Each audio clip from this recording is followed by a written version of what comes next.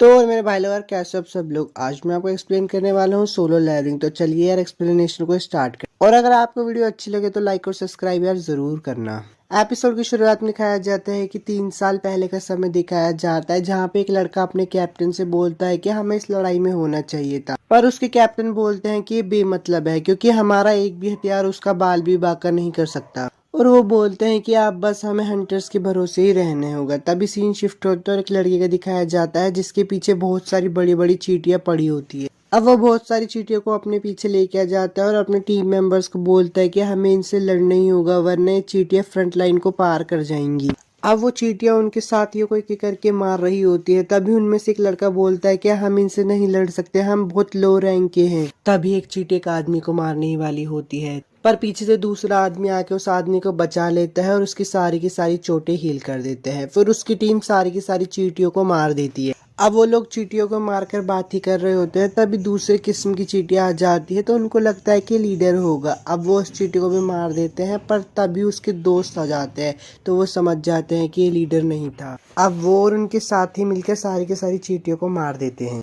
अब दो बंदे आपस में बात कर ही रहे होते, तभी हमारा मेन कैरेक्टर संग आ जाता है। तो उनमें से एक बंदा पूछता है कि सभी से हाय हेलो क्यों कर रहे हैं। तो दूसरा बंदा जवाब देता है कि सबसे कमजोर हंटर है, वो तो सबसे छोटी रेड्स में भी हॉस्पिटल पहुंच जाता है, सबसे कमजोर और सबसे बेकार है वो। अब वो आदमी बोलता है कि मैं नहीं चाहता कि संग ये सब सुने, पर संग ने ये सब सुन लिया होता है और वो बोलता है कि उनकी सारी की सारी बातें सच है। अब जूही वहां पे आ जाती है और जिन्नू से पूछती है कि तुम्हें फिर से चोट लगी। तो जिन्नू बोलता है कि ओ जूही सान, हम फिर से साथ में काम करेंगे। तो जूही बोलती है कि ये सब छोड़ो, ये बताओ तुम्हारे चेहरे को क्या हुआ है। तो जिन्नू बोलता है कि वही जो हर बार होता है। तो लड़की बोलती है कि तुम्हें अपना ध्यान रखना चाहिए ना। अब मिस्टर जोंग बोलते हैं कि इस डंजन के लिए मैं तुम सबका लीडर होऊंगा। तो सब बोलते हैं कि हाँ आपके पास अच्छी स्किल्स है, आप लीडर होने के काम। तो जिन्नू भी बोलता है कि हाँ मिस्टर सोंग, आपके साथ काम करके खुशी होगी। और वो ये भी सोचता है कि इस वाली रेड में मैं अपनी पूरी ताकत लगा दूंगा। अब जिन्नू एक पत्थर को देख ही रहा होता है, तभी उसके पीछे से गोबलिन हमला कर देता है। पर वो सोचता है कि मैं इस गोबलिन को तो मार ही दूंगा, इसलिए वो अपनी ताकत से हमला करता है, पर चाकू टूट जाता है। तभी एक गोबलिन उसके पेट में तलवार घुसा देता है। तो जूही बोलती है कि चिंता मत करो जिन्नू, मैं तुम्हें ठीक कर दूं।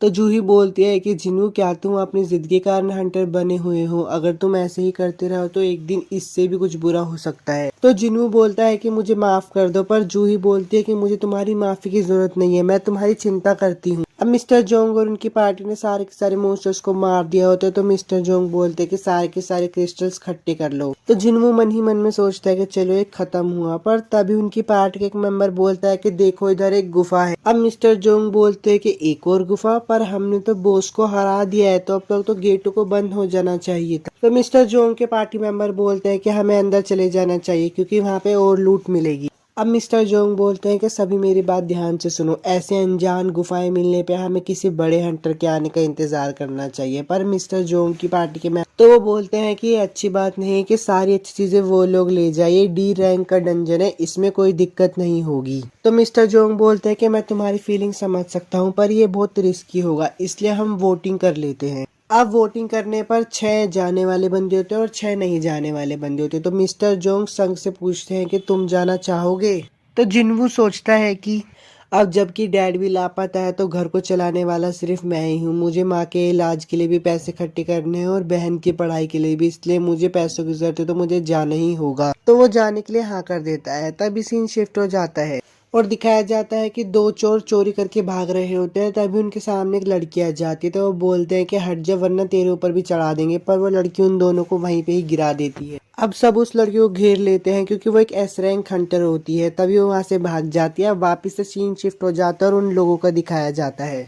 अब उनकी पार्टी में से एक बंदा बोलता है कि हमें गुफा में चलते हुए कितने मिनट हो गए। तो उनमें से एक बंदा जवाब देता है 40 मिनट। अब जिन्वू सोही से बोलता है कि मुझे माफ कर दो, मेरी वजह से ही हम बॉस को ढूंढ रहे हैं। तो लड़की बोलती है कि माफी की कोई जरूरत नहीं है। और लड़की ये भी बोलती है कि मेरी चिंता करने की कोई जरूरत नहीं है, मैं ठीक हूँ। पर लड़का बोलता है कि क्या तुम सच। पर लड़की चिल्लाकर बोलती है कि मैं बिल्कुल भी ठीक नहीं हूँ, क्या तुम भूल गए हो अगर वो हमला थोड़ा सा भी ऊपर होता तो तुम मर चुके होते जिन्वू। और लड़की ये भी बोलती है कि मैंने मुश्किल से ही तुम्हारे हाथ और पैर ठीक किए थे, क्या तुम पागल हो, ये तुम्हारा कोई स्क्रू ढीला है। अब लड़का बोलता है कि मुझे माफ कर दो और मन ही मन में सोचता है कि जूही की वजह से मैं कई बार मरने से बचा हूँ। अब जिन्वो और सोही बात कर ही रहे होते हैं, तभी उन्हें आवाज आती है कि हमें गेट मिल गया है। अब वो लोग गेट खोल के अंदर चले जाते हैं और बोलते हैं कि ऐसा डंजन तो मैंने पहली बार ही देखा है और ये मूर्ति किसकी है। अब जिन्वो एक मूर्ति को देख ही रहा होता है और देख कर बोलता है कि ये वाली मूर्ति तो बाकी मूर्तियों से भी बड़ी है। अब सोही जिन्वू से बोलती है कि मैंने उस मूर्ति की आंखें हिलते हुए देखी। तो जिन्वू बोलता है कि तुम्हें वहम हुआ होगा। अब वो सब लोग बात कर ही रहे होते हैं, तभी दरवाजे बंद हो जाते हैं। तो उनमें से एक लड़की बोलती है क्या हम यहाँ पे कैद हो गए हैं। तभी एक लड़का उसे धक्का मारते हैं, बोलता है कि मैं तो यहाँ से जा रहा हूँ, जो भी खजाना मिले वो तुम सब रख लेना। पर तभी एक मूर्ति आती है और उसको बीच में से काट देती है। अब लड़का इतना डर चुका और बोलता है कि मेरी पहली रेड में मैं सबसे अलग हो गया था और अकेला फंस गया था। मैंने की रैंक के मॉन्स्टर से फाइट की और हफ्ते तक हॉस्पिटल में पड़ा रहा। और बोलता है कि सारे हंटर्स अपने क्रिस्टल्स बेच के अच्छे अच्छे हथियार ले लेते हैं, पर मेरे पास ये छोटे छोटे क्रिस्टल्स से आते हैं जिनसे मैं एक चाकू ही खरीद पाता हूँ। अगर ये भी टूट गया तो मुझे हाथों से ही लड़ना पड़ेगा। अब वो लड़का जोर से चिल्लाता और बोलता है कि सब नीचे झुक जाओ।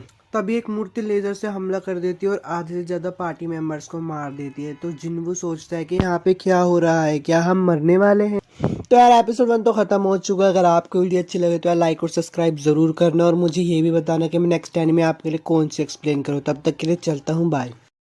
आज मैं आपको एक्सप्लेन करने वाला हूँ सोलो लेवलिंग का एपिसोड 2। तो चलिए एक्सप्लेनेशन को स्टार्ट करते हैं बिना टाइम वेस्ट करें। और अगर आपको वीडियो अच्छी लगे तो लाइक और सब्सक्राइब जरूर करना। एपिसोड के साथ दिखाया जाता है कि मिस्टर सोंग जिन्वू से बोल रहे होते हैं हम बाल बाल बच गए, अगर तुमने नोटिस नहीं किया होता तो हम सब मर जाते। तो जिन्वू बोलता है कि मैंने तो बस खतरे को महसूस किया था। पर वो देखता है मिस्टर सोंग का हाथ कट गया होता है। तो वो उन्हें बोलता है आपका हाथ। मिस्टर सोंग बोलते हैं क्या तुम ब्लीडिंग को रोक सकते हो। जिन्वू मिस्टर सोंग की ब्लीडिंग रोक रहा होता है और उनसे पूछता है कि जब हमने यहाँ पे कदम रखा था तो आपने कुछ रूल्स पढ़े थे, क्या वो रूल्स मुझे आप वापस बता सकते हो। तो मिस्टर सोंग बोलते हैं गॉड की तारीफ करो, गॉड का सम्मान करो और भगवान के प्रति अपनी आस्था को साबित करो। जो इन नियमों का पालन नहीं करेगा वो यहाँ से जिंदा नहीं बचेगा। तो जिन्वू बोलता है कि शायद यहाँ पे जिस भगवान की बात की जा रही है वो ये मूर्ति है। अब वो लोग बैठे ही होते तभी एक लड़का उठता है और बोलता है कि मैं यहाँ नहीं मर सकता, मुझे एक बड़े गिल ने बुलाया था अपने साथ काम करने के लिए, बस मुझे अपनी स्पीड को तेज रखना। अब वो आदमी अपनी स्पीड से भाग रहा होता है, पर तभी उस मूर्ति से लेजर निकलती है और उसको मार देती है। तो जिन्वू मिस्टर सोंग से बोलता है कि मूर्ति हमें जब चाहे तब मार सकती है, तो हमें मार क्यों नहीं रही।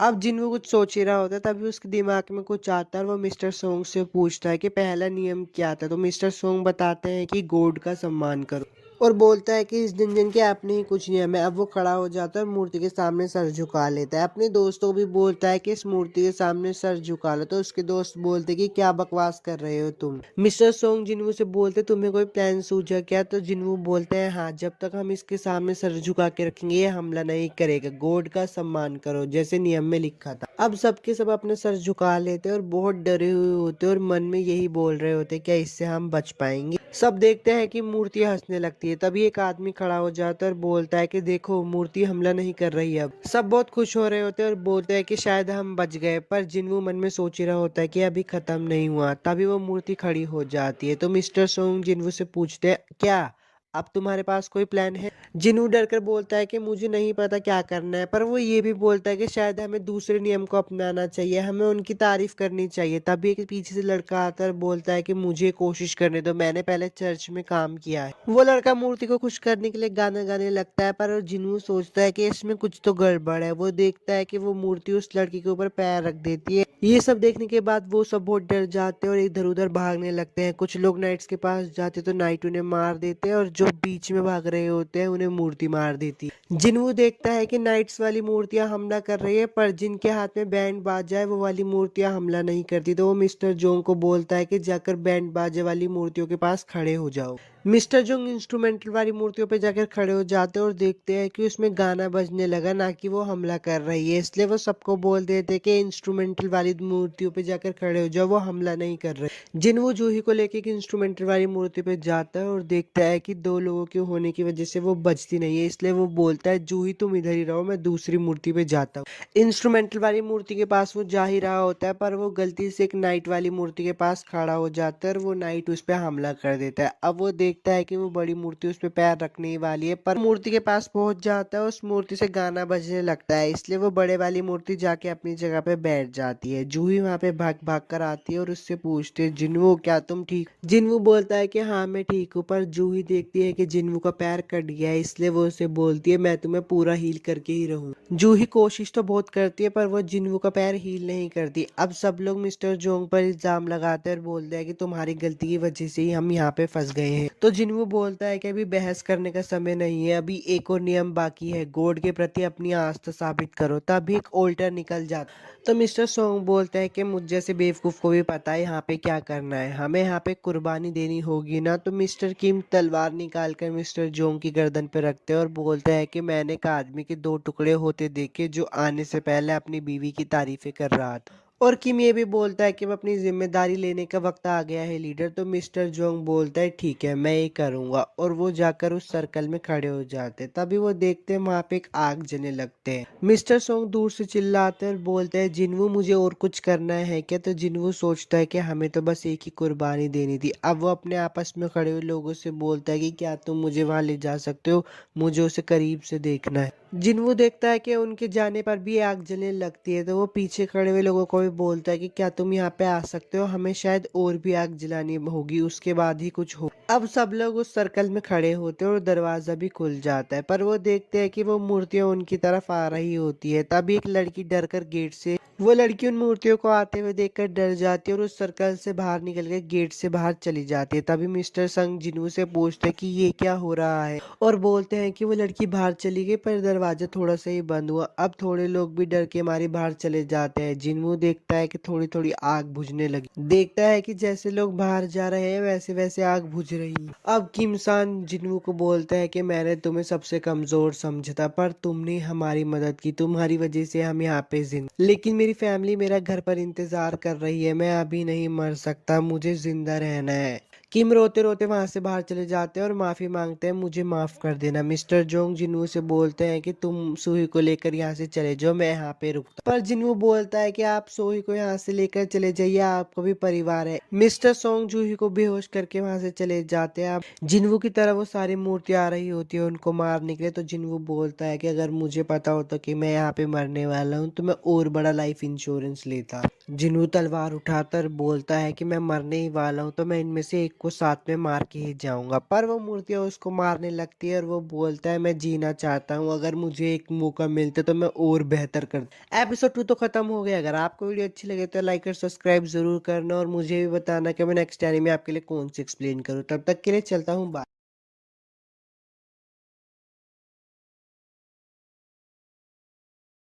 हेलो दोस्तों, आज मैं आपको एक्सप्लेन करने वाला हूँ सोलो लैंडिंग एपिसोड 3। तो चलिए यार एक्सप्लेनेशन को स्टार्ट करते हैं, और अगर आपको वीडियो अच्छी लगे तो लाइक और सब्सक्राइब जरूर करना। तो यार एपिसोड की शुरुआत वहीं से होती है जहाँ पे वो मूर्तियां जिन्वू को पूरी तरीके से मार ही देती है, पर तभी उसके पास एक नोटिफिकेशन आती है और बोलती है तुम एक प्लेयर बन चुकी हो। जिन्वू एक हॉस्पिटल में उठता है और अपने हाथ पैर को देखकर बोलता है ये सब तो कट गए, ये ठीक कैसे हुए, क्या वो एक बुरा सपना था। तभी दो आदमी अंदर आते और बोलते हैं क्या तुम उठ गए। उनमें से एक लड़का जिन्वू को बोलता है मैं हंटर एसोसिएशन का टीम मैनेजर हूँ, मेरा नाम है जिनचुल। और दूसरा लड़का बोलता है मेरा नाम है तेशिक। तो जिन्वू मन में सोचता है इन लोगों को मुझसे क्या काम है। जिन्वू बोलता है मैं 3 दिन से बेहोश था। जूही और मिस्टर सोंग का क्या हाल है। तो वो दोनों आदमी बताते हैं कि मिस्टर सोंग का एक हाथ कट गया इसलिए वो रिटायर हो गए, और जूही तब से सदमे में है तो उसे साइकेट्रिस्ट के पास दिखाया जा रहा है। जिनचुल बोलता है डबल डंजन में 6 लोग ही जिंदा बचे, ऐसे हादसे बहुत कम ही होते पर बहुत दुख भरे होते, और किसी तरह से तुम भी बच गए। जैसे हमें खबर मिली कि डंजन चेंज हो गया है, व्हाइट टाइगर के लीडर वहां पे गए, पर उन्होंने देखा कि तुम वहां पे पड़े हुए हो, वहां पे कोई भी मूर्ति और लाशें नहीं मिली। जिनचुल जिन्वू को बोलता है क्या तुम्हें सेकेंड अवेकनिंग मिली है। तभी वहां पे माना मीटर लेके आया जाता है उसकी सेकेंड अवेकनिंग को नापने के लिए, पर उसकी रैंक्स में कोई बदलाव नहीं आया, बल्कि उसकी रैंक्स तो ई रैंक से भी नीचे आती है। अब वो दोनों वहां से चले जाते हैं तो जिन्हों को एक स्क्रीन पे मैसेज आ रहा होता है, वो उसे टच तो करने की कोशिश करता है पर उसे टच नहीं कर पाता। तभी वहां पे जिन्ना आ जाती है और बोलते तुम्हें खुद का अच्छे से ख्याल रखना चाहिए, तुम्हें पता है मैं कितनी परेशान थी तुम्हारे लिए। जिन्ना बोलते अगर अगली बार ये सब हुआ तो मैं स्कूल छोड़कर कोई काम ढूंढ लूंगी। तो जिन्नू बोलता है अच्छा ठीक है, क्या तुम इसे देख सकती हो? तो जिन्ना बोलते क्या? जिन्नू बोलता है अच्छा छोड़ो कुछ नहीं। जिन्नू जिन्ना से पूछता है जब तुम गेम खेला करती थी तो तुम मैसेज बॉक्स को कैसे ओपन करती थी? तो जिन्ना बोलती तुम्हारा दिमाग खराब हो गया है। तो जिन्नू बोलता है मुझे बताओ ना। जिन्ना बोलते हैं मैसेज बॉक्स को ओपन करके। जिन्ना बोलते हैं अब तुम अच्छे लग रहे हो इसलिए मैं जा रही हूँ। जिन्नू उसके जाने के बाद उसमें देखता है कि वहां पे लिखा होता है प्लेयर को अच्छा बनाती है। वो उस नोटिफिकेशन में भी पढ़ता है कि जो डेली टास्क नहीं पूरा करेगा उसे एक पेनल्टी मिलेगी। तो जिन्नू बोलता है अगर ये मजाक है तो मुझे हंसी नहीं आई। जिन्नू क्वेस्ट को देखकर बोलता है अरे मैं तो हॉस्पिटल में हूँ, मेरे अंदर तो ताकत ही नहीं है, मैं नहीं कर रहा इसको। पर तभी क्वेस्ट का टाइम पूरा हो जाता है और जिन्नू के वहां पे भूकंप आने लगता है। वो देखता है वो एक रेगिस्तान में होता है और उसके पीछे एक बहुत बड़ा कीड़ा होता है। उसकी स्क्रीन पे एक नोटिफिकेशन आती है और लिखा होता है तुम्हें 4 घंटे तक सरवाइव करता है, यही तुम्हारी पेनल्टी है। नर्स जिन्नू के कमरे में आती है और जिन्नू को गायब देखते हुए उसे ढूंढने लगती है। अब जिन्नू का दिखाया जाता है जिससे भागा नहीं जा रहा पर फिर भी वो क्वेस्ट को कंप्लीट कर लेता है। क्वेस्ट को कंप्लीट करने के बाद वो वापस हॉस्पिटल में आ जाता है और नर्स उसे बोलती है क्या आप ठीक हो? अब सीन चेंज हो जाता है और सुबह का सीन दिखाया जाता है जहाँ पे सोही जिन्नू से मिलने आता पर वो दो नर्स को बातें करते हुए सुनती है जिसमें वो बोल रही होती है जब से ठीक हुआ है तब से रोज दौड़े जा रहा है, ये कहता है कि सिर्फ ताकतवर बनना है। जूही ये सारी बातें सुनकर वापस चली जाती है। अब जिन्नू का सीन दिखाया जाता है जो कि बोलता है मुझे होश आए हुए 3 दिन हो चुके हैं और ये जो विंडो है ये मेरा कोई भ्रम नहीं है, ये असली में है। जब भी मैं कोई क्वेस्ट पूरी करता हूँ तो मुझे 3 तरीके के इनाम मिलते हैं। जिन्नू बोलता है कि मैं अपने पॉइंट्स को अपनी ताकत में भी बांट सकता हूँ, पॉइंट्स को बांटने के बाद मुझे बहुत ताकतवर फील होता है। ये तो किसी एक वीडियो गेम की तरह लगता है। कुछ दिनों के बाद का सीन दिखाया जाता है तो जिन्नू बोलता है इतनी सारी क्वेस्ट करने के बाद मुझे सिर्फ पेंस और बैंडेजेस ही मिलते रहे पर आज एक बॉक्स मिला है। उस बॉक्स को खोलने के बाद उसमें उसे की मिलती है जो कि इंस्टेंस डंजन की होती है। जिन्नू अपना सारा सामान लेकर उस डंजन की तरफ जा रहा होता है और मन में बोलता है अगर कुछ भी खराबी हुई तो मैं पहले की तरह वापस पीछे भाग जाऊंगा। जिन्नू डंजन के अंदर चले जाता है तो देखता है कि पीछे का गेट बंद हो जाता है। अब वो बोलता है बहुत बड़ी गड़बड़ हो गई, अब मैं भाग नहीं सकता, मैं तो ई रैंक के डीमन को भी नहीं हरा पाता, इन्हें कैसे हराऊंगा? जिन्नू बोलता है मैं क्या करूं, मेरा तो कॉन्फिडेंस भी अचानक से गायब हो गया। तभी उसके सामने 3 गोबलिन आ जाते हैं और जिन्नू को पुरानी यादें आने लगती है कि वो कैसे उसे मारा करते। सारे गोबलिन को मारने के बाद जिन्नू बोलता है मुझे लगता है मैं बहुत ताकतवर हो गया हूँ। तभी वहां पे एक वुल्फ आ जाती है और उस पर हमला करने लगता है। एपिसोड 3 तो खत्म हो गया। अगर आपको वीडियो अच्छी लगी तो लाइक और सब्सक्राइब जरूर करना और मुझे भी बताना कि मैं नेक्स्ट चैनल में आपके लिए कौन सी एक्सप्लेन करूँ। तब तक के लिए चलता हूँ, बाय।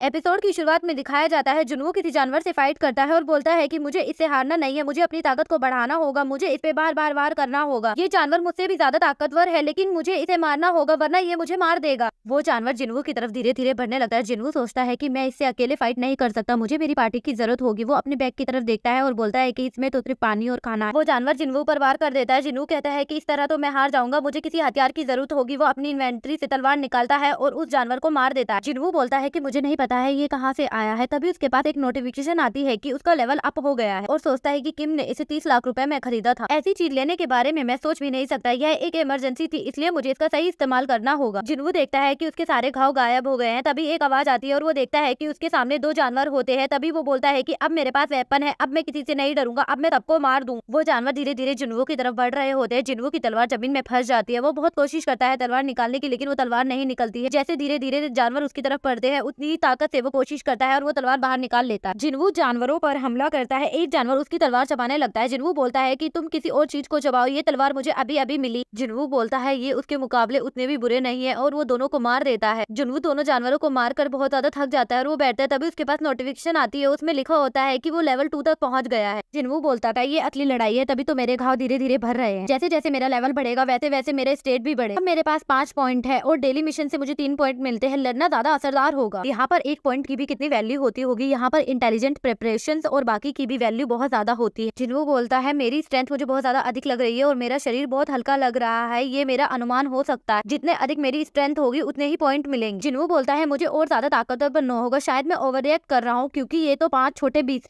मुझे और ज्यादा ताकतवर बनना होगा। वो मॉन्स्टर के पास जाता है और बोलता है कि इनके पास तो एक स्टोन होना चाहिए। तभी एक नोटिफिकेशन आती है, उसमें से एक स्टोन उसे मिल फिर से एक नोटिफिकेशन आती है, उसमें एक स्टोन दिखाया जाता है। वो उसे खरीदने की कोशिश करता है पर वो खरीद नहीं पाता है और बोलता है कि ये तो बिगनर्स के लिए नहीं होगा। जिन्वू के पास जो चीज होती है वो उसे सेल कर देता है, उससे उसे 20 गोल्ड कॉइन मिलते हैं और वो बोलता है कि लेकिन ये R रैंक वाले ड्रैगन जैसा क्यों लग रहा है मुझे। जिन्वू बोलता है कि मैं यहाँ के बॉस को हराए बिना बाहर नहीं जा सकता, मेरे पास एक टेलीपोर्टेशन स्टोन होगा जिससे मैं बाहर जा सकता हूँ, पर मुझे वो कहाँ मिलेगा। अगर मैं यहाँ देर तक रहा तो मेरा खाना भी खत्म हो जाएगा और मैं E रैंक वाले बॉस को भी अकेले नहीं हरा सकता और मैं बीच में भी मर सकता हूँ। अचानक से एक आवाज आती है और वो देखता है कि वहाँ पर बहुत सारे मॉन्स्टर आ जाते हैं और वो बोलता है कि मुझे डरना नहीं चाहिए, पहले मौत का अनुभव कर चुका हूँ, मुझे इन सबको मारना होगा। सारे मॉन्स्टर जिन्वू पर हमला कर देते हैं। जिन्वू अपनी तलवार से उन मॉन्स्टर को मारने की कोशिश करता है और बोलता है कि ये इतनी आसानी से नहीं मरेंगे और इन लोगों को मारने के लिए मुझे अपनी सारी ताकत। जिन्वू अपनी पुरानी याद में देखता है कि उसे अपनी माँ के इलाज के लिए पैसे चाहिए होते हैं, इसलिए वो हंटर बना और फिर वो प्रेजेंट में आ जाता है। वो कहता है चलो अब लड़ते हैं, जी भर कर लड़ते हैं। जिन्वू अपनी तलवार से सारे मॉन्स्टर को मार देता है और बोलता है कि मुझे और ज्यादा ताकतवर बनना होगा। अभी उसके पास एक नोटिफिकेशन आती है, उसमें लिखा होता है कि उसे 34 वोल्फ फैंग्स मिले हैं। उसके हाथ में टेलीपोर्टेशन स्टोन होता है और वो बोलता है कि मुझे इससे बाहर निकल जाना चाहिए और सोचता है कि मुझे फिर से इतनी आसानी से ताकतवर होने का मौका नहीं मिलेगा। मुझे नहीं पता टेलीपोर्टेशन स्टोन का इस्तेमाल करने से क्या होगा, ये शायद गायब हो जाएगा या इसका नामो निशान मिट जाएगा, बिल्कुल गेम के लिए मैं टाइम इवेंट जैसे। सोचता है कि मैं आगे बढ़ूं या फिर से लौट जाऊं। चेंज होता है और दिखाया जाता है सुई के पास एक कॉल आता है। सुई बोलती है हंटर ओकेसन की तरफ से पिछले दिनों में जो भी कुछ हुआ है उसके लिए मैं माफी चाहती हूँ। मॉन्स्टर दरवाजा तोड़कर बाहर आ गए हैं, हमें उनसे लड़ने के लिए हंटर्स की जरूरत पड़ेगी और एक हीलर की भी जरूरत पड़ेगी। सुई बोलती है मैं समझ। फिर से जिन्वू का सीन दिखाया जाता है। जिन्वू बोलता है कि उसके नाम को दर्शाने वाला रंग बदल रहा है। जिन्वू बोलता है सफेद रंग कमजोर को दर्शाता है और ऑरेंज रंग मेरे बराबर होगा। लाल का मतलब ज्यादा ताकतवर होता है। लाइट्स का नाम अब सफेद हो गया है। करंट लेवल पे होने के बाद भी मुझे नहीं लगता मैं नीचे वालों को हरा सकता हूँ, शायद मेरी प्रोफेशन एबिलिटी ज्यादा हो, ऐसा महसूस कर रहा हूँ। वहाँ नीचे एक मॉन्स्टर है जो मेरे रोंगटे खड़े कर रहा है। वो नीचे जाता है और सोचता है कि इतनी लंबी सीढ़ी क्यों है और इतनी नीचे तक और ये स्टेशन इतना अलग। तभी वहाँ पर एक मॉन्स्टर आता है, उस मॉन्स्टर के तेज से वो नीचे गिर जाता है जिससे उसकी तलवार टूट जाती है। की तरफ देखता है, मॉन्स्टर का रंग ऑरेंज होता है। सोचता है कि ये यहाँ का जरूर बॉस होगा, मेरी तलवार इसके स्केल्स को नहीं काट सकती और मैं खाली हाथ इससे नहीं लड़ सकता। तभी जिन्वू मॉन्स्टर पर हमला कर और वो बोलता है कि इसकी स्पीड तो मुझसे भी ज्यादा तेज है, मुझे अपने डिफेंस में इसके लिए एक वीक पॉइंट ढूंढना होगा। मैं इससे हार नहीं सकता, लेकिन ये जब मुझ पे सीधा वार करेगा तो मैं इसके वार से नहीं बच पाऊंगा और मुझे कितना ताकतवर होना पड़ेगा। अब इस तलवार से भी काम नहीं चलेगा, मुझे अपने और हथियार ढूंढने होंगे। जिन्वू अपनी पुरानी यादों में जाता है जहाँ लोग उसे बोलते हैं कि ये तो कमजोर हंटर है, ये छोटे से छोटे मॉन्स्टर को भी नहीं मार पाता है। मुझे कमजोर हंटर होने का ताना मारते थे और मुझे इस बात पर बहुत गुस्सा आता था। मुझे अपने आप पर बहुत शर्म आती थी। अगर मैं ताकतवर होता तो कोई भी मुझे ऐसे नहीं बोलता। जो कोई कमजोर होता है वो ताकतवर के सामने कुछ नहीं कर पाता। सुनने के कारण उसे बहुत ज्यादा गुस्सा आता है और वो अपनी पूरी ताकत लगाकर उस मॉन्स्टर को मार देता है। मॉन्स्टर को मारते समय जिन्वू को भी बहुत सारी चोटें आ जाती है और वो बोलता है कि अब मैं और ज्यादा ताकतवर हो गया हूँ। तभी नोटिफिकेशन आती है कि तुम्हारा लेवल और ज्यादा अप हो गया है। मॉन्स्टर को मारते समय उसे एक खंजर मिलता है, जो खंजर उसकी दांतों से बना होता है, ना कि हड्डियों से। ये तो किम की तलवार से 2 गुना पावरफुल है। इसका तो युद्ध में पैरालाइज और टेराइन इफेक्ट भी होते हैं। इन सारी चीजों का इस्तेमाल करना थोड़ा खतरनाक हो जाएगा, मैं इनको वापस रख देता हूँ और वहाँ से चला जाता है। मॉन्स्टर को क्लियर करके वो बाहर आता है और बोलता है कि यहाँ कोई क्यों नहीं है, यहाँ इतना अंधेरा क्यों है, सब कहाँ गए। तभी वहाँ पर एक सैनिक आता है और बोलता है कि आपने ब्रॉडकास्ट नहीं सुना है कि यहाँ पर मॉन्स्टर का हमला हुआ है। सैनिक बोलता है आप एक हंटर है। जिन्वू बोलता है हाँ। सैनिक बोलता है माफ कीजिए, चलिए मैं आपको लड़ाई में ले जाता हूँ। जिन्वू जाते हुए सोचता है कि कोई बड़े वाला मॉन्स्टर दरवाजा तोड़कर बाहर आ गया है। तभी सैनिक बोलता है ज्यादातर मॉन्स्टर को तो ठिकाने लगा दिया गया है, लेकिन एक बड़े वाला बच गया है। सारी की सारी पार्टी इस मॉन्स्टर को मारने के लिए लग जाती है। सारे के सारे रिपोर्टर वहाँ न्यूज कवर कर रहे होते हैं। सारी टीम मिलकर भी मॉन्स्टर को मार नहीं पाती है। तभी वहाँ जिन्वू पहुंच जाता है और बोलता है कि जल्दबाजी में ये टीम बनाई गई है, इसलिए इसका टीम वर्क भी अच्छा नहीं है।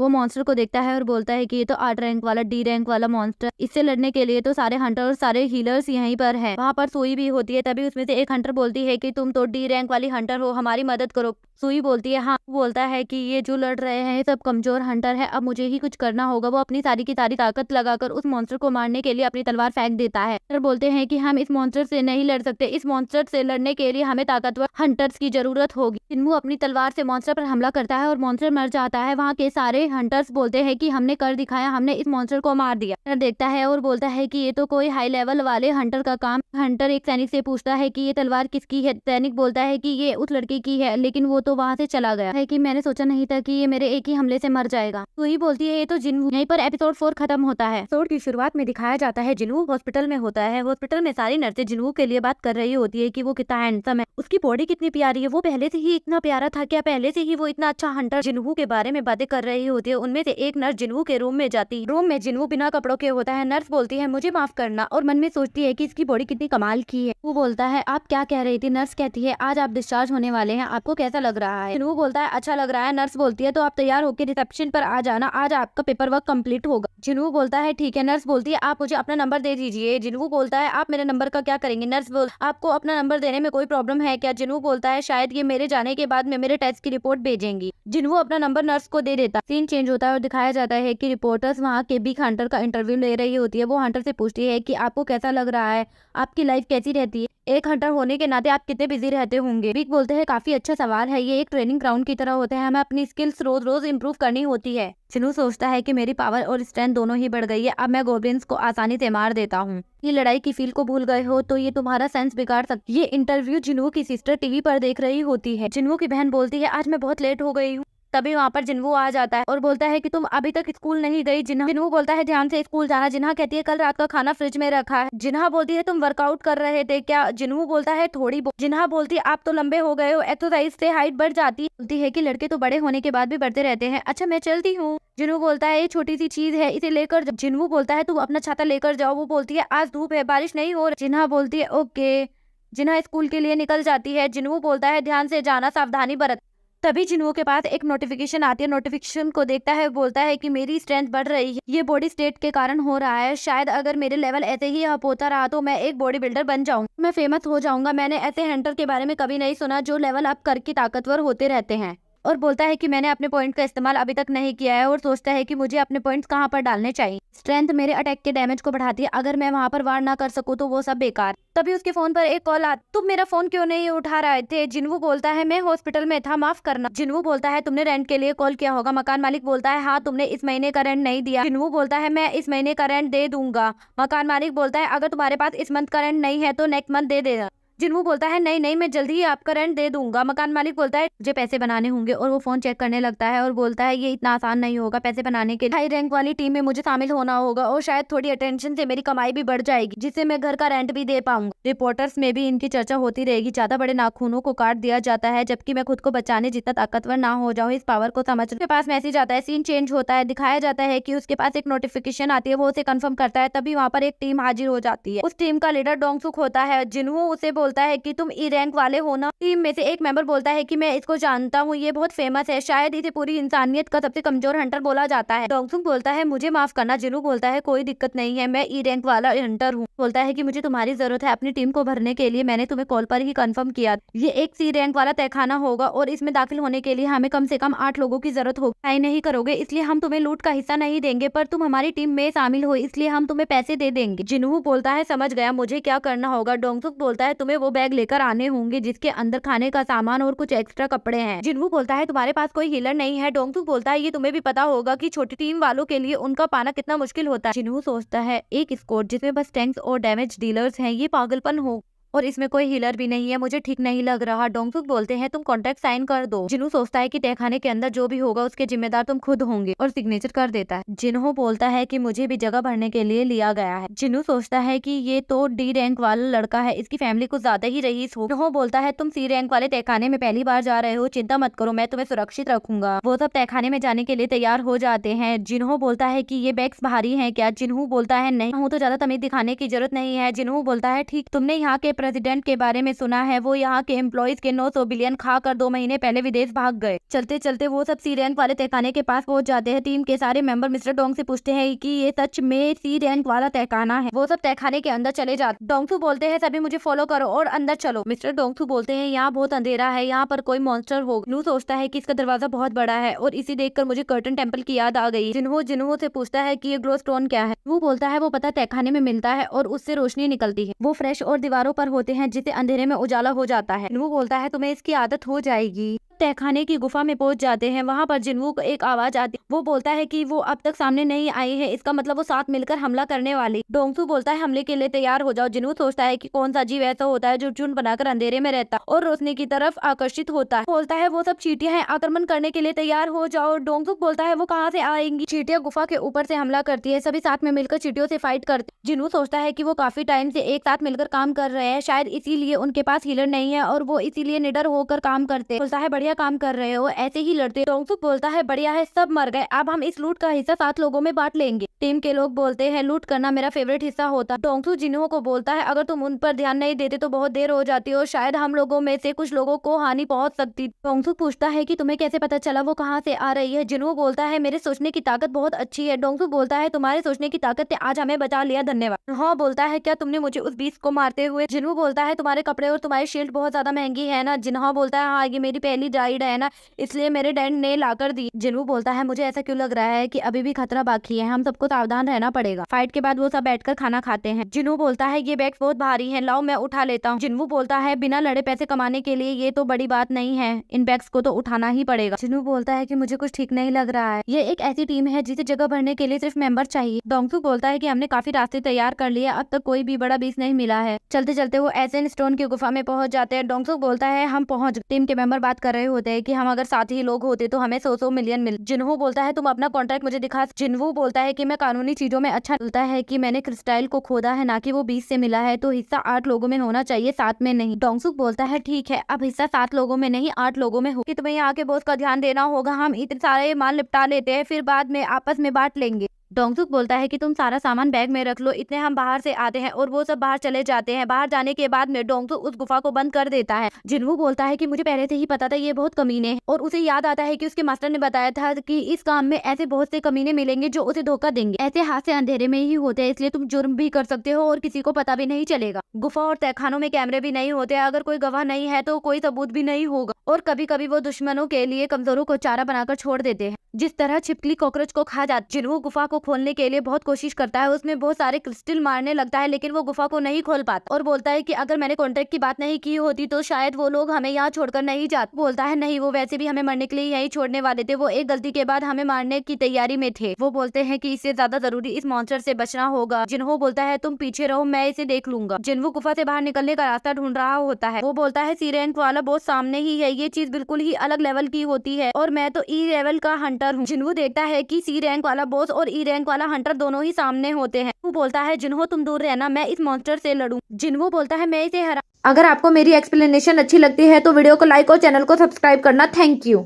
एपिसोड की शुरुआत वहीं से होती है जहाँ पे डोंगसुक और उसके साथी जिन्हो और जिन्हो को एक गुफा में छोड़कर आ जाते हैं। अब डोंगसुक का साथी उससे बोलता है बॉस क्या हमें सच में करने की जरूरत है, हम उन्हें खुद भी तो मार सकते थे। डोंगसुक बोलता है क्या दिमाग घर पे छोड़कर आए हो क्या, हम वहाँ लड़े और स्पाइडर जाग गया तो हमें माना क्रिस्टल्स नहीं मिलेंगे। उन दोनों में से एक ई रैंक वाला है और दूसरा डी रैंक वाला है, उनके पास कोई अनुभव नहीं है इसलिए वो बॉस को हरा ही नहीं सकती। मकड़ी जब आएगी उन दोनों को खाकर वापिस से सो जाएगी और तब हम सारे क्रिस्टल ले लेंगे। डोंगसुक का साथी बोलता है क्यों ना मैं उस सारी जगह को जला दूं। तो डोंगसुक बोलता है नहीं, ऐसे करने से वो मकड़ी भी जाग जाएगी, वहाँ हर जगह छोटी छोटी बहुत सी गुफा थी, हम वहाँ से जाएंगे, जब मैं अंदर गया था मैंने ये चीज देखी थी। जिन्हो को सीन दिखाया जाता है। जिन्हो बोलता है हमें इस बॉस को हराना ही होगा, पर जिन्हो बोलता है रुको, एक सी रैंक के बॉस को हराने के लिए तुम्हारा बी रैंक होना जरूरी है। जिन्हो तुम इसे नहीं हरा सकते, हमें यहाँ से भागने की जगह ढूंढनी चाहिए। जिन्हो मन में सोच रहा होता है जिन्हो सही है, भले ही मैं दोबारा से जन्मा हुआ हूँ और लेवल अप भी हुआ है पर मैं अभी भी बहुत ज्यादा कमजोर हूँ। जिन्हो बोलता है कि मैं इतना ताकतवर तो हो गया हूँ कि मैं एक सी रैंक के मॉन्स्टर को हरा दूं, मैं ये कर सकता हूँ, और वो उस मकड़ी पे हमला कर देता है।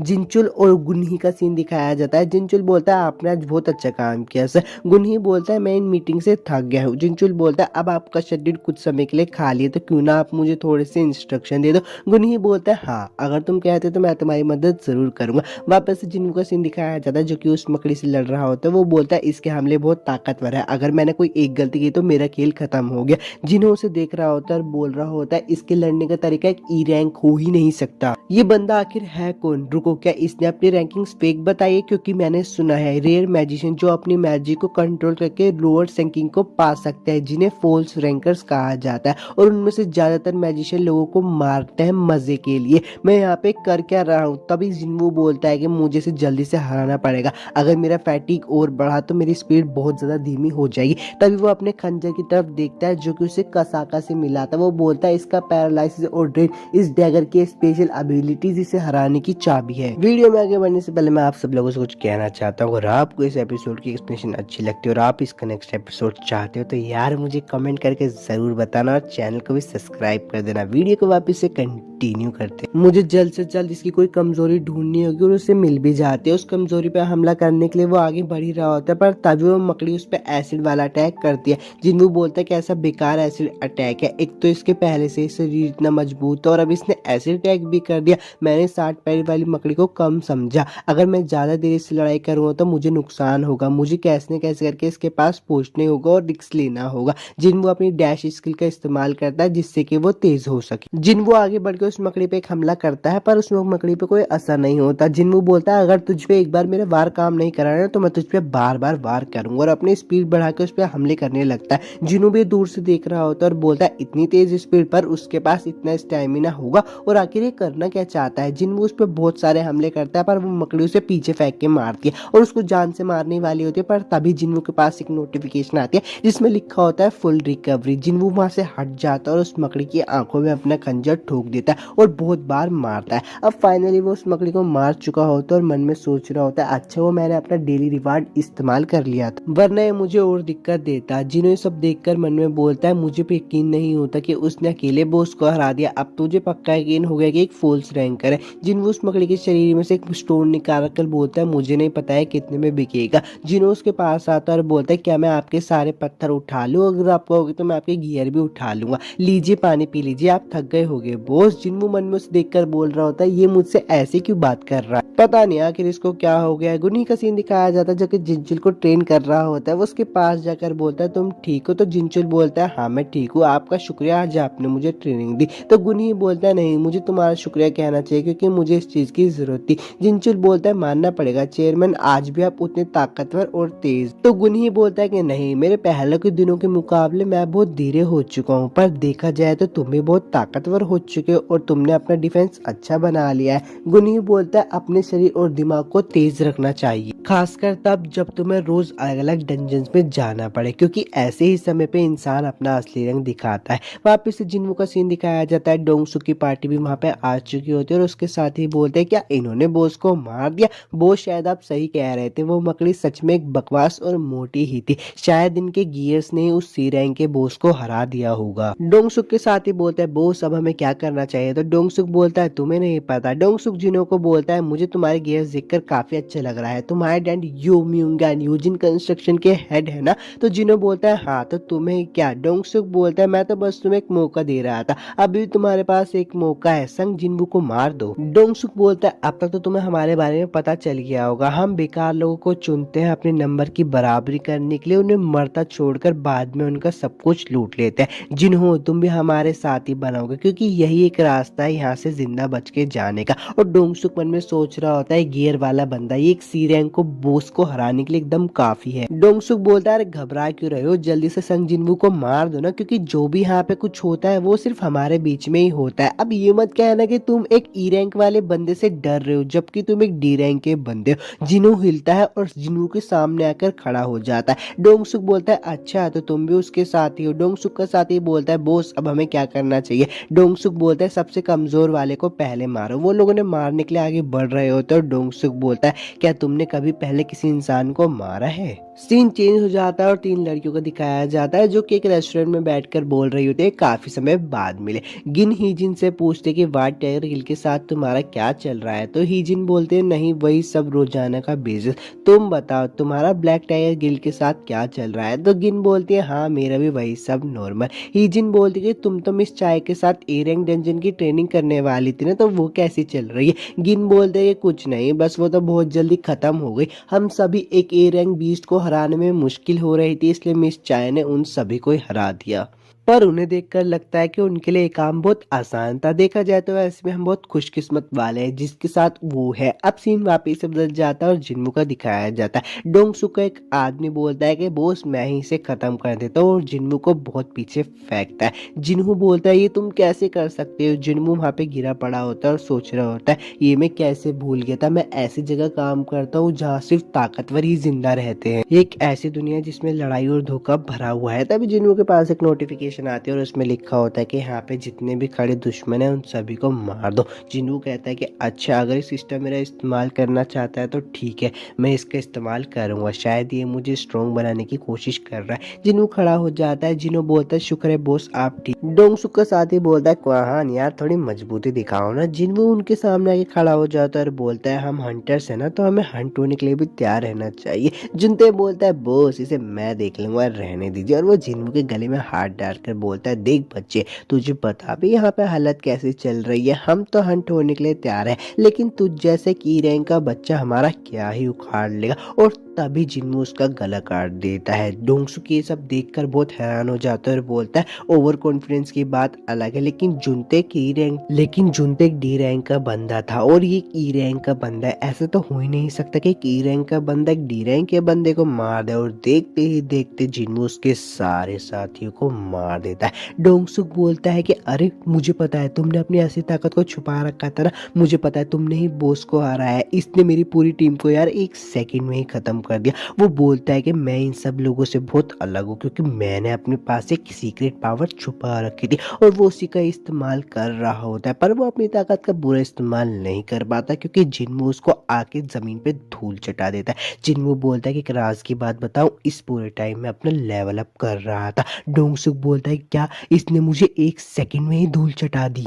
ये एक ई रैंक हो ही नहीं सकता। डोंगसुक बहुत डर जाता है और बोलता है प्लीज रुको, मुझे मत मारो, चाहे तो मेरे पे जितना पैसा है उतना ले लो, क्या तुम्हें इतना भी नहीं चाहिए तो ठीक है मैं तुम्हें डबल पैसा दूंगा। जिन्हों बोलता है कि तुमने मुझे 3 बार मारने की कोशिश की थी और अब तुम मुझसे दया की उम्मीद कर रहे हो। डोंगसुक बोलता है कि साले तू भी नहीं बच पाएगा, तुझे पता भी मेरा भाई कौन है। पर ये सुनने से पहले ही जिन्हों उसका गला काट देता है। डंजन के बॉस के मरने की वजह से डंजन भी टूट रहा होता है, तो जिन्हों बोलता है हमें बाहर चलना चाहिए क्योंकि बॉस मर चुका है। बाहर आने पे एक बंदा उसका इंटरव्यू ले रहा होता है, तो वो बोलता है तुम कह रहे हो कि सारे सीक रैंक के हंटर्स मारे और सिर्फ तुम दोनों ही बच गए। तो जिन्हों बोलता है हाँ। तो वो लड़का बोलता है अच्छा मुझे लगता है आपने इतने अच्छे गियर्स पहन रखे हैं, आपने ही उस बॉस को मारा होगा। और वो बोलता है ठीक है मेरा काम तो हो गया, मुझसे बात करने के लिए शुक्रिया, और वहां से चला जाता है। जिन्हों को बोलता है शुक्रिया आपने बहुत अच्छा काम किया। और तभी बारिश आने लगती है। जिन्हों बारिश को महसूस करने की कोशिश कर रहा होता है, तो जिन्हों बोलता है क्या बात है वो। जिन्हों बोलता है अच्छा हुआ मैंने उसको छाता दे दिया था। एपिसोड 6 तो यहीं पे खत्म हो गया। अगर आपको इसकी एक्सप्लेनेशन अच्छी लगती है तो सब्सक्राइब कर देना और मिलता हूँ आपसे next anime explanation video. Episode की शुरुआत में मिस्टर सोंग बोलते हैं कि हमने इस गोपिन की पार्टी को तो हरा दिया, लेकिन तुम वाकई बहुत स्ट्रॉन्ग हो गए हो। जिन्हों बोलता है अच्छा।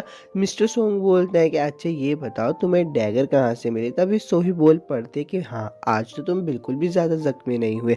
जिन्हों बोलता है ऐसी बात है क्या। सोही बोलते हैं मुझे लगता है तुम्हें मेरी और जरूरत नहीं है। जिन्हों बोलता है कि ऐसी बात नहीं है, मैं अभी भी तुम पर निर्भर हूँ। मिस्टर सोंग जिन्हों को देखकर मन में बोलता है कि वो काफी बदल गया है, बस लुक से नहीं बल्कि उसका ऑरा भी वो इसे आसान दिखा रहा है। तेशिक बोलता है कि चलो आगे बढ़ते हैं। थोड़ी दूर चलने के बाद मिस्टर सोंग बोलते हैं कि यहाँ पर तो रास्ता बट रहा है। तेशिक बोलता है कि डंजन बहुत ज्यादा आसान है, इसलिए हमें 3 ग्रुप में बट जाना चाहिए। हालांकि ये थोड़ा खतरनाक होगा पर हम इसे जल्दी खत्म कर सकेंगे। मिस्टर सोंग बोलते हैं कि हाँ तुम्हारा आइडिया तो अच्छा है। तेशिक बोलता है कि मैं कैदियों के साथ दाहिने हाथ पर जाऊंगा, अगर तुम्हें बॉस रूम के रास्ता मिलता है तो अपने किसी बंदे को भेज के मुझे बता देना। जिन्हों मन में सोच रहा होता है कि शायद प्रिस्क्रिप्शन एबिलिटी बढ़ाने के कारण अब मैं बता सकता हूँ कि बॉस रूम किस तरफ होगा। वैसे ही मुझे गोबलिन्स को मारने से ज्यादा एक्सपीरियंस नहीं मिल रहा। और जिन्हों बोलता है कि मिस्टर सोंग हमें लेफ्ट हाथ पे जाना चाहिए। मिस्टर किम का सीन दिखाया जाता है जो कि बोलता है अगर यहाँ पे सिर्फ गोबलिन्स है तो हमें कुछ भी नहीं होगा। उनका साथी कहता है कि मैं तो बस चाहता हूँ ये मिशन अच्छे से पूरा हो जाए।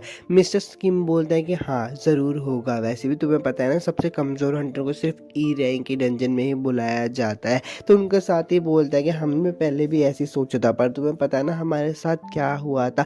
मिस्टर किम बोलते कि मैंने फैसला कर लिया है, मैं संग जिन्हों से माफी मांगूंगा 22 रेड को खत्म होने के बाद। तो उनका साथी बोलता है तुम्हें क्या लगता है वो तुम्हें माफ करेगा। मिस्टर किम बोलता है बिल्कुल नहीं, पर मैं तब भी उससे माफी मांगूंगा। चलो आगे बढ़ते हैं। तेशिक का सीन दिखाया जाता है जो कि उन कैदियों से पूछता है कि अगर यहाँ पे इंसान होते तो तुम उन्हें भी ऐसे ही मार देते। तो वो कैदी बोलते हैं हाँ इनमें फर्क ही क्या है, मुझे इनसे नफरत है। तभी तेशिक के थोड़ा पास में सीन दिखाया दिखाया जाता है जो कि एक आदमी से बोलता है कि तुम्हें मेरे से क्या काम है। वो आदमी बोलता है कि 3 लोगों ने मेरी बेटी को छेड़ा था जिसकी वजह से मेरी बेटी ने फांसी लगा ली। उस सदमे की वजह से मेरी बीवी आज भी हॉस्पिटल में एडमिट है, पर ये हरामखोर कुछ ही सालों में रिहा हो जाएंगे जैसे कुछ हुआ ही ना। और तो और वो लोग हंटर्स है, वो रेड में हिस्सा लेकर अपनी सजा कम कर सकते हैं। ये कैसा कानून है जिसमें मेरी बेटी भी घर नहीं वापस लौट सकती। अब वो अपना बैग खोलता है और बोलता है कि इसमें 30 बिलियन बोन है, प्लीज उन्हें मार दो। वैसे भी जो डंजन में होता है वो डंजन में ही रहता है, मैं तुमसे भीख मांगता हूँ। प्रेजेंट में सीन आ जाता है और तेशिक बोलता है कि यहाँ से बाहर निकल कर मैं लोगों को बताऊंगा कि तुम्हें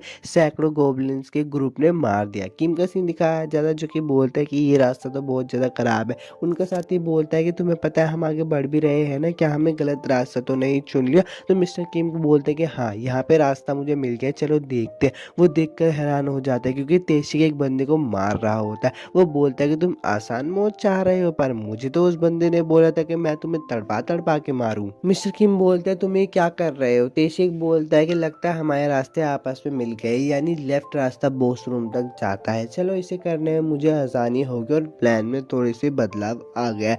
जिन्हों का सीन दिखाया जाता है जो कि मन में सोच रहा होता है कि वो तेशिक अपने बॉस के साथ मुझसे हॉस्पिटल में मिलने आया था, उम्मीद है कि वो मुझे भूल गया होगा। तभी उन्हें चिल्लाने की आवाज़ आती है और वो पीछे जाकर देखते हैं तो वहाँ पे कैदी और मिस्टर किम की पार्टी के लोग मरे हुए होते हैं। सोही चिल्लाकर बोलती है ये क्या है। जिन्हों उस पर गुस्सा करके बोलता है कि जाकर उन्हें हील कर। सोही उन्हें हील कर रही होती है और मिस्टर सोंग उसे देखकर सोच रहे होते हैं ये किसी मॉन्स्टर का काम नहीं है क्योंकि हथियार बहुत तेज था और इनको जिंदा भी छोड़ दिया गया। मिस्टर किम बोलता है कि मुझे छोड़ दो, मैं अब नहीं बच पाऊंगा। तो जिन्हों बोलता है कि ऐसा आप क्यों कह रहे हो, आपने मुझे कहा था कि आपका एक परिवार है, आपको कैसे भी कैसे करके जिंदा रहना होगा वरना मैं दोष किसे दूंगा। तो मिस्टर किम बोलते कि लड़के मुझे माफ कर देना, मैं तुमसे सच में दिल से माफी मांगना चाहता था पर मुझे नहीं पता था कि ऐसा हो जाएगा। और माफी मांगकर वो वहीं पे मर जाते हैं। तभी तेशिक जूही पे हमला करने वाला होता है पर वहाँ पे जिन्नू उसको बचा लेता है। तेशिक बोलता है कि वाह तुम तो तेज हो, मैं पहले इस हीलर को मारने वाला था पर तूने तो यार उसकी किस्मत ही बदल दी।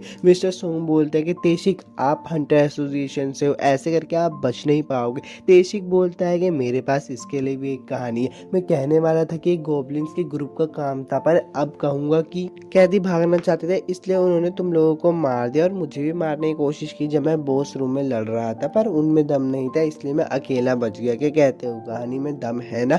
जिन उसको वो लड़ाई करने के लिए जा ही रहा होता है पर मिस्टर सोंग उसे रोककर बोलते हैं कि तुमसे नहीं होगा, इससे मुझे लड़ाई करने दो। मिस्टर किम की तलवार उठाकर बोलते हैं कि मुझे तलवार उठाए काफी समय हो गया। और सोही को बोलते हैं प्लीज क्या तुम मेरी मदद कर सकते हो, मेरी फिजिकल स्ट्रेंथ को बढ़ा दो। फिजिकल स्ट्रेंथ को बढ़ाने के बाद मिस्टर सोंग बोलते हैं कि एसेसिन टाइप वालों का डिफेंस कमजोर होता है तो मैं उसी को ही निशाना बनाऊंगा। तेशिक बोलता है कि एक नाकाम मेज अगर एक ताकत का सहारा लेगा तो यार इससे मुझे ही घाटा होगा। और इन लोगों के बीच में लड़ाई चल रही होती है। तेशिक बोलता है मिस्टर सोंग को कि तू तो यार मैजिक टाइप है ना, फिर तूने तलवार क्यों उठाई। उनकी लड़ाई को जिन्हों भी देख रहा होता है और मन में बोलता है कि एक पल के लिए तो मिस्टर सोंग ने तेशिक की बराबरी कर ली थी, अगर वो थोड़े तेज होते तो। तेशिक बोलता है कि आप समझ में आया कि तूने मैजिक को छोड़कर तलवार क्यों उठाई, क्योंकि तुम तेज हो, लेकिन अब मैं तुम्हें मारूंगा। मिस्टर सोंग को मारने वाला होता है पर सुही उन्हें हील कर देती है। तेशिक बोलता है कि तू साली हीलर, पहले मुझे तेरे ही काम खत्म करना चाहिए और उसे मारने की तरफ भाग रहा होता है। पर मिस्टर सोंग बोलते हैं कि अपने दुश्मन का पीठ दिखा रहे हो। तेशिक बोलता है कि अच्छा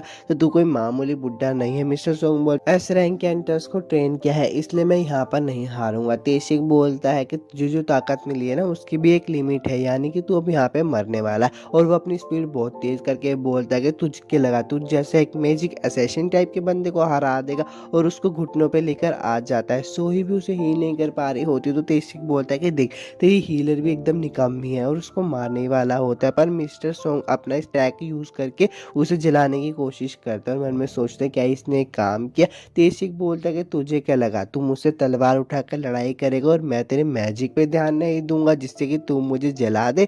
तेरे जैसे बुड्ढे से एक यही प्लान की इच्छा कर सकता हूँ मैं। तुम्हारा प्लान तो अच्छा था लेकिन अब तुम्हें मरना होगा। पर जिन्वू आके उसे बचा लेता और पीछे धकेल लेता है। तेशिक बोलता है तो फिर से तू आखिर है कौन। तो जिन्वू बोलता है मैं की रैंक का हंटर हूँ और मेरा नाम है संग जिन्वू। तेशिक बोलता है कि एक बंदा मेरे अटैक को 2 बार ब्लॉक कर दे, ऐसा तो हो ही नहीं सकता क्योंकि मेरे अटैक को तो सिर्फ असैसिन टाइप के बंदे ब्लॉक कर सकते हैं और वो भी ई रैंक का हंटर। चलो छोड़ो, मुझे पता है तू अपनी असली ताकत को छुपा रहा है। देखो तुम्हारा ग्रुप एक दूसरे को जानता है तो तू एक फॉल्स रैंकर भी नहीं हो सकता क्योंकि वो किसी गवाह को नहीं छोड़ते। तो इसका मतलब एक ही चीज़ बनती है कि तू डबल अवेकनिंग तुझे मिल गई है। तो मिस्टर सोंग बोलते हैं कि हाँ, ये तभी हुआ होगा जब तुम उस डबल डंजन से निकले थे। तो तेशिक मन में सोचता है कि यार ये वही ई रैंक मरियल है क्या, इसको तो हमने 10 बार चेक किया था पर माना मीटर तो एक ही जगह पे बता रहा था। तेशिक बोलता है खैर जो भी हो, मुझे पता है तेरे अंदर अभी लड़ाई का अनुभव नहीं है और तुझे सिखाना मेरा फर्ज है और उन दोनों के बीच में लड़ाई होने लगती है। पर लड़ाई से पहले जिन्मू उससे पूछता है कि मुझे बताओ तुमने इन लोगों को क्यों मारा। तेशिक बोलता है कि इन्होंने किसी लड़की की जान ले रही थी तो उसके बाप ने मुझे आकर बोला कि इनको मार दो। जिन्मू बोलता है कि मैं उनकी बात नहीं कर रहा, तुमने मिस्टर किम और जियोंगू को क्यों मारा? तुम्हें अगर उन्हें चुप ही करवाना था तो तुम उन्हें चैन की मौत भी दे सकते थे। मुझे नहीं लगता कि तुमने ये अच्छा किया है। तो वापस से पास्ट में दिखाया जाता है जिसमें तेशिक बोलता है कि मैं ये कर दूंगा, तुम्हें पता है मेरे को बहुत बड़े गिल्ड से ऑफर आए हैं पर मैं इस चिल्लर कंपनी में इसलिए काम कर रहा हूँ क्योंकि मुझे जानवरों को या फिर मॉन्स्टर को मारने से ज़्यादा इंसानों को मज़ा आता है। और वापस से प्रेजेंट में सीन आ जाता है और उन दोनों की लड़ाई शुरू हो जाती है। ये सब देखकर मिस्टर सोंग बोल रहे होते हैं कि जिन्वू बहुत ज़्यादा स्ट्रॉन्ग हो चुका है, ये बिल्कुल भी पुराने जिन्वू जैसा नहीं लगता। उन दोनों के बीच में तगड़ी लड़ाई चल रही होती है। अब तेशिक बोलता है कि यार तुझमें दम तो है, पर जिन्वू बोलता है भाई अपनी मुझे मारने की थोड़ी सी इच्छा को कम कर सकता है क्योंकि सिस्टम ने मुझे मैसेज दे दिया है तुझे मारने का, और उसकी स्पीड और 2 गुना हो जाती है। वो जाते ही तेशिक में खंजर घोंप देता है। तेशिक मन में सोच रहा होता है कि अच्छा तो इसके खंजर में एक स्पेशल पॉइजन इफेक्ट है। तेशिक बोलता है कि रुक भाई, मैं भी तुझे एक तोहफा देना चाहता हूँ, मेरे पास भी कुछ खास है। वो गायब हो जाता है। जिन्मू अपने आसपास देखता है वो गायब हो जाता है। तेशिक उस पर हमले कर रहा होता है पर जिन्मू उससे बच रहा होता है। तो तेशिक बोलता है कि तेरे में दम तो है यार, तू ताकतवर तो है, पर मेरे हथियारों को रोकना ये भी एक अच्छी बात है।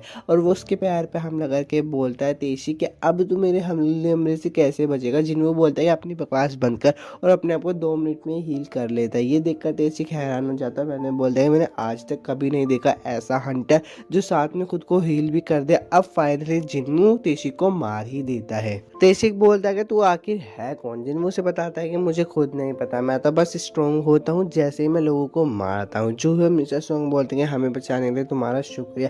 जिन्हू बोलता है कि अब तुम लोग बाहर निकल जाओ, बॉस को मैं अकेला संभाल लूंगा। और वो लोग बाहर निकल जाते हैं। जिनचुल का सीन दिखाया जाता है, वो कहता है कि यकीन नहीं होता, वो अब तक मेरे पीठ पीछे लोगों को मारता आ रहा था, मुझे पहले से ही वो अजीब लगता था, लेकिन इसमें मेरी गलती है, मैं उसका बॉस होने के नाते मैंने उस पर ध्यान नहीं दिया। वो कहता है कि चलो मुझे उन सर्वाइवर्स के पास ले चलो। वो जाके फिर से हैरान हो जाता है क्योंकि सांप पे सन जिंगू भी होता है। जिनचुल उनसे पूछता है कि तेशिक को किसने मारा। तो मिस्टर सोंग बोलते हैं कि मैंने उसे मारा। जिनचुल बोलता है कि वो एक बी रैंक का हंटर, तो एक तुम एक सी रैंक के हंटर हो, तो तुम उसे कैसे मार सकते हो। मिस्टर सोंग बोलते हैं कि मैंने अपने एक बी रैंक के हीलर की मदद से उसको मारा। तो जिनचुल बोलता है कि अच्छा ठीक है, तुम्हें मेरे साथ आना होगा एक रिपोर्ट बनवाने के लिए। मिस्टर सोंग बोलते हैं कि मुझे पता है तुम अपनी ताकत को छुपाना चाहते थे, इसलिए इसके पीछे कोई वजह ही होगी, इसलिए मैंने अपना नाम लिया। रात का सीन दिखाया जाता है जिसमें जिन्वू बैठा होता है, तो जोयू से अपने क्रिस्टल निकाल के बोलते तुम्हें ये याद है। और एपिसोड 9 यहीं पे खत्म हो जाता है। वीडियो अच्छी लगी हो तो लाइक सब्सक्राइब कर दे रहे। मिलता हूँ आपसे नेक्स्ट एनिमे एक्सप्लेनेशन वीडियो में।